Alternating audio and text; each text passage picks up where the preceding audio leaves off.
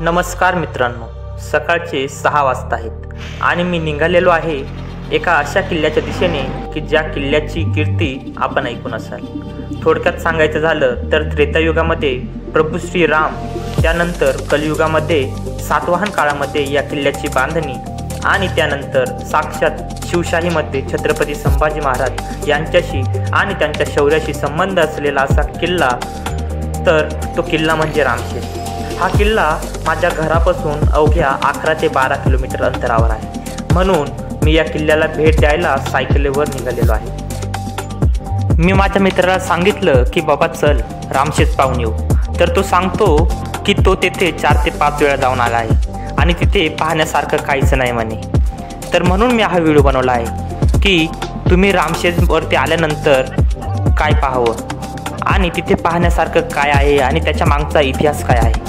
तर आजच्या या व्हिडिओमध्ये रामशेज किल्ल्याची परिपूर्ण माहिती मी तुम्हाला देणार आहे।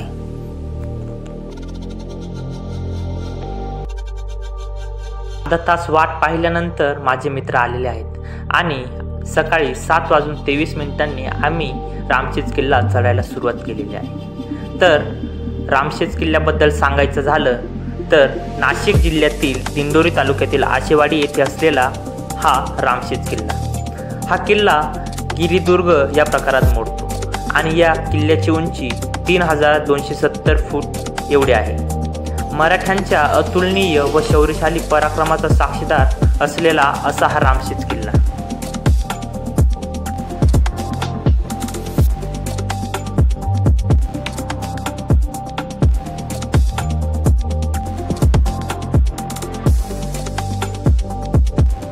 रामशेज किल्ला हा चढायला अगदी सोपा आहे। या गडावरती चढतानाच छोटीशी गुहा लागते। या गुहेत जाण्यासाठी एक छोटा आणि सोपा कातळ टप्पा चढून जावं लागतं। या गुहेत पाण्याचं कोरडं टाकं आहे ज्यात पिंड ठेवलेली आहे। पावसाळ्यामध्ये येथे वरतून पिंडेवरती पाणी पडत असतं।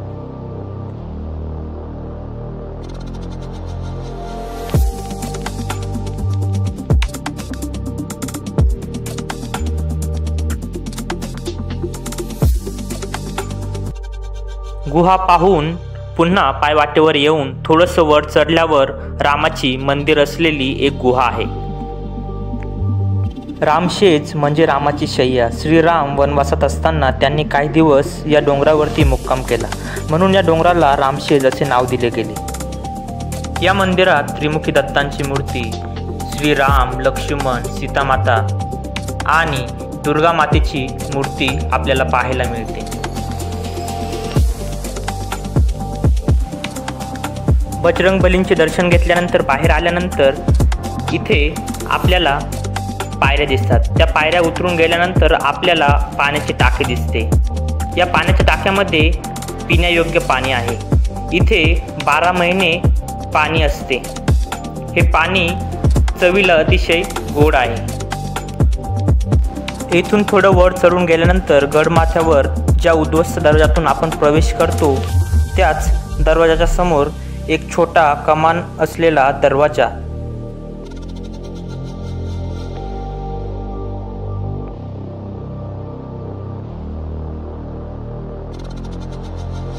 या दरवाजातून उतरणारी एक बांधील पायऱ्यांची वाट आपल्याला दिसते। त्या पायऱ्या उतरून गेल्यानंतर आपल्याला खाली एक कोरडे खांबटाके दिसते। येथे खांबटाक्याच्या खोदाईचे काम अर्धवट आहे। अशा या टाक्यांमधून दगडी चिरा कसा काढला जातो याचे नमुने येथे बघायला मिळतात। गस्तीवर असलेल्या सैनिकांसाठी रसद कोठार किंवा साठा कोठार म्हणून याचा वापर केला असल्याचे सांगतात। खांबटाके पाहून झाल्यानंतर थोडंसं वरती गेल्यास आपल्याला तिकडे पुढे चुन्याचा घाणा दिसतो।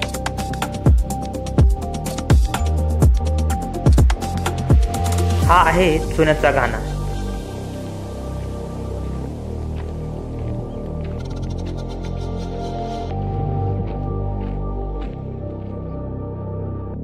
गोमुखी दरवाजाकडे जाताना कातळात कोरलेल्या पायऱ्या लागतात।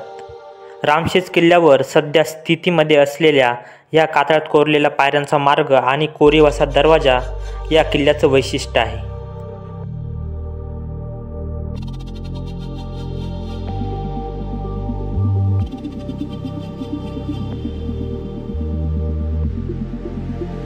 येथे आपल्याला तीव्र उताराच्या कातळात खोदलेल्या पायऱ्या दिसतात. अरुंद जागेमुळे येथे गोमुखी प्रवेशद्वार तयार करणे हे शक्यच नव्हते. म्हणून प्रवेशद्वाराचे तोंड उत्तरेकडे करून तीव्र उताराचा कातळातील पायरी मार्ग तटबंदीच्या खाली व पूर्व दिशेला नेणे हाच सर्वात मोठा उपाय येथे होता. जेणेकरून पूर्वेकडून महादरवाजावर तोफांनी मारा झालाच तरी गडाचे प्रवेशद्वार सुरक्षित राहील व तोफगोळे फक्त दगडी कातळावरच आदळतील. परंतु हे काम सुरू असतानाच गडावर मोगलांचे आक्रमण झाले आणि त्यामुळे गडाचे खोदकाम अर्धवट राहिलेले आपल्याला बघायला मिळते.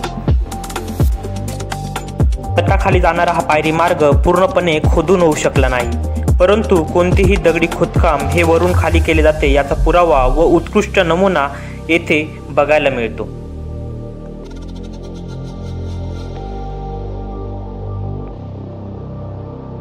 हा जो महादरवाजा आहे आणि त्याच्या समोर ही जी वाट आहे ती त्यावेळची मुख्य वाट होती असे सांगितले जाते.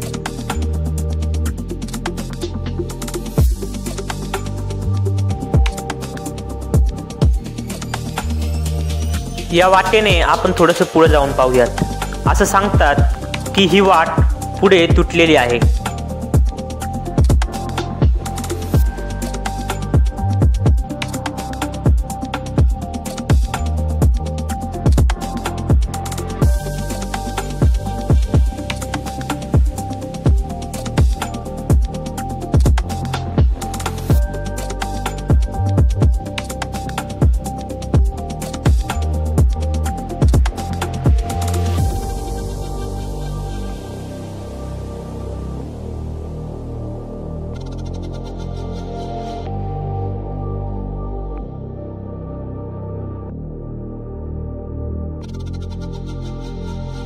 शत्रूंनी या वाटेने येऊन आपल्या किल्ल्यावरती हल्ला करू नये म्हणून ही वाट येथून तोडून टाकण्यात आली होती.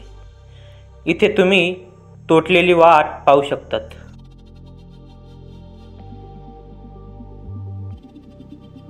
आता आपण येथून वरती जाऊयात किल्ल्याच्या दिशेने.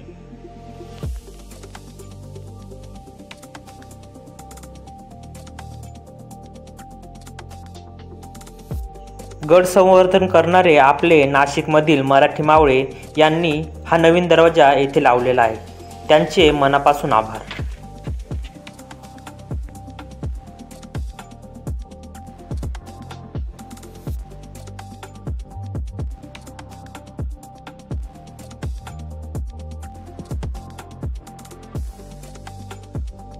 संभाजी महाराजांच्या कारकिर्दीमध्ये रामशेज असा एकमेव किल्ला आहे ज्याने मोगलांशी जवळपास 5.5 ते 6 वर्ष सतत झुंज दिली.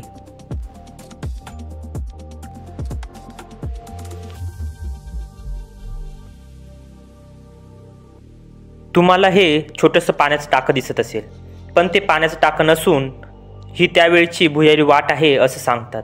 ही वाट आता पूर्णपणे बुजलेली आहे. असं सांगतात की ही वाट आपल्या नाशिकमध्ये जेथे बाणगंगा म्हणून प्रसिद्ध आहे तेथे ही वाट निघायची. आता ही बाणगंगा म्हणजे काय तुम्हाला असा प्रश्न पडला असेल, तर बाणगंगा म्हणजे साक्षात श्रीरामांनी जेथे बाण मारला आणि तिथून गंगा उतरली तर ती म्हणजे बाणगंगा.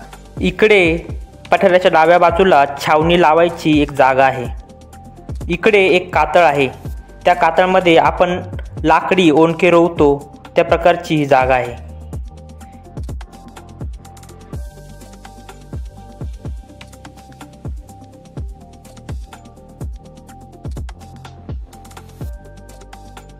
पावसाळ्यामध्ये याच्यामध्ये पूर्ण पाणी भरलेलं असतं.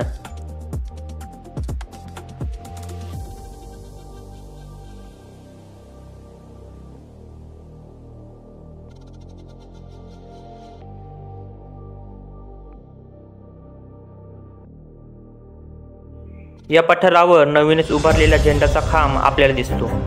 या खांबावरील झेंडा हवेने उलटा झालेला आहे. आपण तो नीट करूया.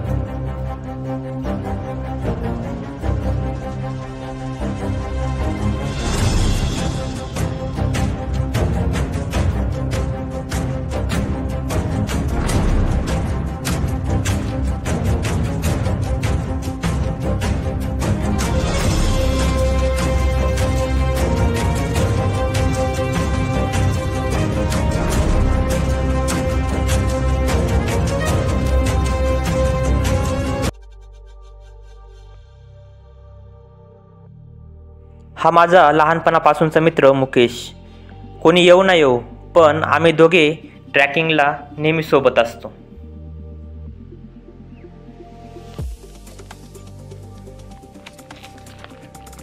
आता आपण येथून वरती जाऊया. येथून वरती खूप काही पाहण्यासारखं आहे.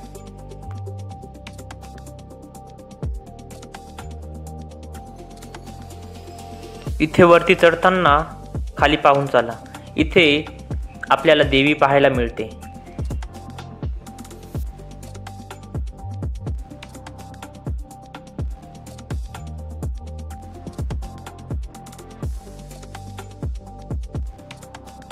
या पठारावरती सुद्धा आपल्याला कोरीव पाण्याचे टाके येथे पाहायला मिळतात.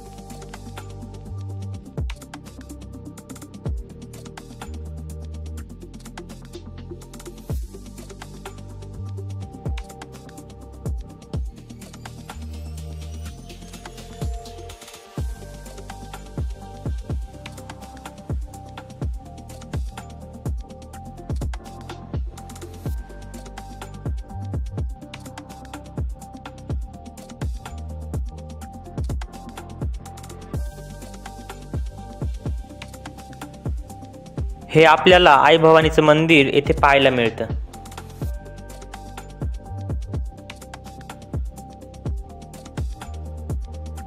येथून थोडंसं वरती गेल्यानंतर शिवाजी महाराजांची सिंहासनावरती विराजमान झालेली मूर्ती आपल्याला बघायला मिळते.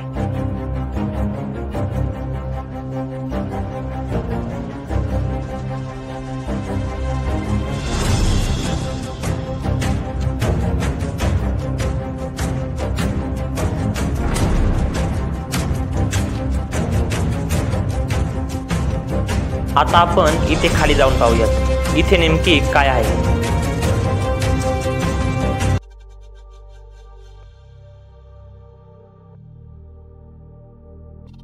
इथून आपण थोडंसं खाली जाऊन पाहूयात. येथे आपल्याला गणपतीची पुरातन मूर्ती दिसते आणि येथून समोर पाहिल्यास आपल्याला झेंडा दिसतो.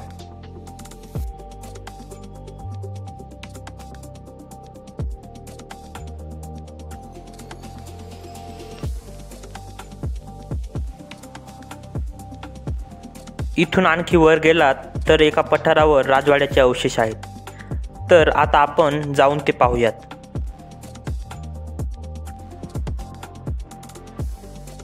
गडाच्या सर्वोच्च माथ्यावर आता आपण पोहोचलेलो आहोत. राजवाड्याचे अवशेष याच ठिकाणी आहेत असं म्हटलं जातं. आता समोरच आपल्याला हे 3 पाण्याचे टाके दिसतात. या 3 टाक्यांची खासियत काय आहे तुम्हाला माहिती आहे का? तर हे 2 टाके थोडीशी असे पिवळे पाण्याचे दिसतात आणि इकडचं एक टाकं काळ्या पाण्याचं दिसतं. आता या पाण्याच्या टाक्यांची गोष्ट अशी सांगितली जाते की सीतामाई जेव्हा विश्रांतीसाठी येथे यायच्या आणि एका दिवशी तिने आपले काजळ लावलेले हात या पाण्यामध्ये या कुंडामध्ये धुतलेले होते. तेव्हापासूनच या कुंडातले पाणी हे काळं झालं असं म्हणतात.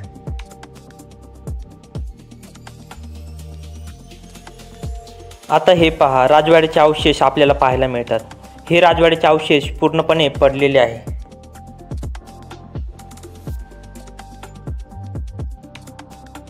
याला किल्लेदाराचा वाडा असंही म्हणतात. 3 एप्रिल 1680 रोजी छत्रपती शिवाजी महाराज स्वराज्याला पोर्क करून गेले. महाराजांच्या निधनाची वार्ता कळताच औरंगजेबाची दख्खन काबीज करण्याची इच्छा पुन्हा उफाळून आली. औरंगजेबाने महाराष्ट्रावर हल्ला करण्याचे ठरवले. नाशिक जिल्हा ताब्यात घेण्याची जबाबदारी त्याने शहाबुद्दीन खान फिरोजंग या सरदाराला दिली.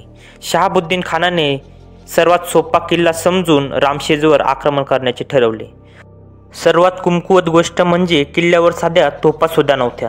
तब्बल 40,000 सैनिकांसह शहाबुद्दीनने रामशेजवर चाल केली. तेव्हा किल्ल्यावर फक्त 600 मावळे होते.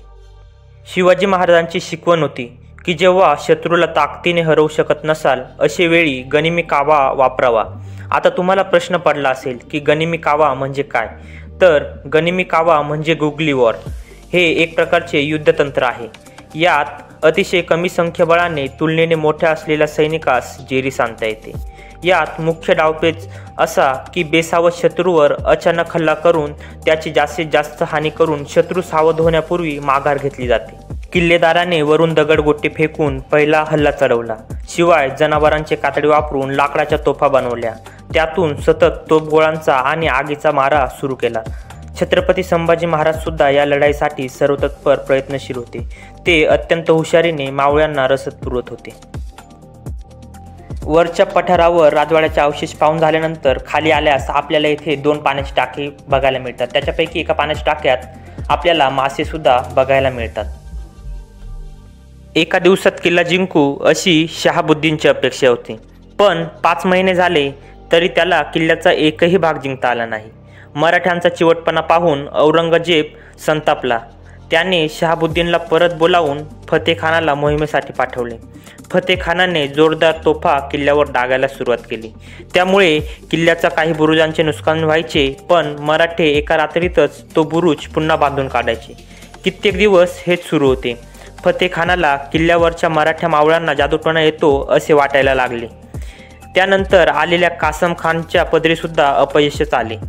तब्बल 5.5 वर्ष मुघल सैन्य या किल्ल्याला वेढा देऊन बसलेले होते, पण रामशेज किल्ला जिंकण्याचे त्यांचे स्वप्न हे केवळ स्वप्नच राहिले। तुम्ही माझ्या मागे पाहू शकतात, येथे 3 मोठे कोरीव पाण्याचे टाके आहेत। हे टाके अतिशय मोठे आहेत। हा माझा मित्र मुकेश। आता तुम्हाला या किल्ल्यावरची अशी एक गोष्ट दाखवतो ज्याच्याशिवाय या किल्ल्याचा इतिहास अपूर्ण आहे। किल्ल्याच्या दिंडोरी बाजूच्या शेवटच्या टोकाला असलेला हा चोर दरवाजा। या चोर दरवाजाने मराठा सैन्याला रसद पुरवठा होत असे म्हटले जाते। ह्या दरवाजाचे वैशिष्ट्य म्हणजे हा दरवाजा जमिनीखाली असल्यामुळे हा दरवाजा सहसा कोणाच्या नजरेस पडत नाही।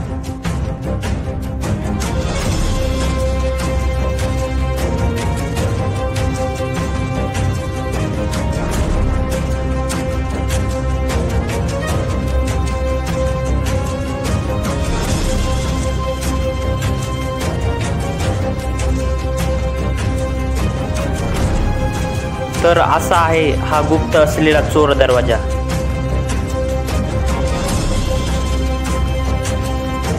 तर असा आहे आपल्या रामशेज किल्ल्याचा इतिहास। जर तुम्हाला आपल्या रामशेज किल्ल्याची माहिती आवडली असेल तर या किल्ल्याला एकदा नक्की भेट द्या। धन्यवाद।